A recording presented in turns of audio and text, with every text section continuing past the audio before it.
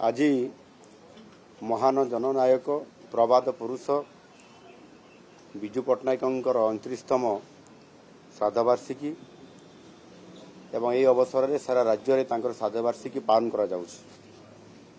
एही अवसर में मुझे गभीर श्रद्धांजलि अर्पण करुछि। आपण माने जानती विजु बाबू थिले स्वाधीनता संग्रामी, जड़े शिल्पपति, दक्ष पायलट एवं ओडिशा और ओडिया जाति को भल पाउथबा जड़े श्रेष्ठ राजनेता। निजर स्वाभिमान, ओडिशा माटीर गौरव और देशर मर्यादा पाई से सारा जीवन ए राज्य पाई काम करुथिले। जीवन कौन सी परिस्थिति रे ओडिशार सम्मान और स्वाभिमान को से केबे मध्य सालिश करि नथिले।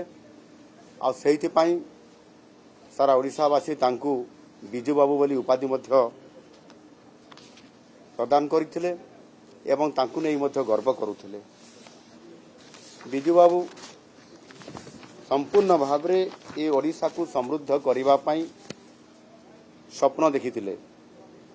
वास्तव में यही जन महान जननायक जे कि ओडिशा पाई स्वप्न देखिथिले, काम करिवा पाई संकल्प नहीं काम करुथिले एवं तांकर सही स्वप्न एवं तांकर सही संकल्प को नहीं आज आम सरकार मध्य समृद्ध ओडिशा गठन करिवा पाई काम आरंभ करिसंती।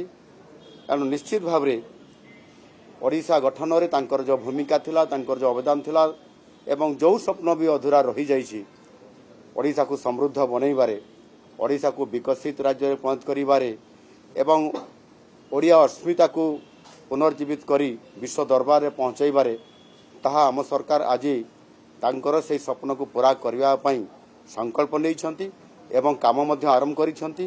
निश्चित भाव रे ओडिशा समृद्ध ओडिशा बनिबा सहित ओडियांकर स्वाभिमान विश्व दरबार में पहुंची पारिबो। धन्यवाद।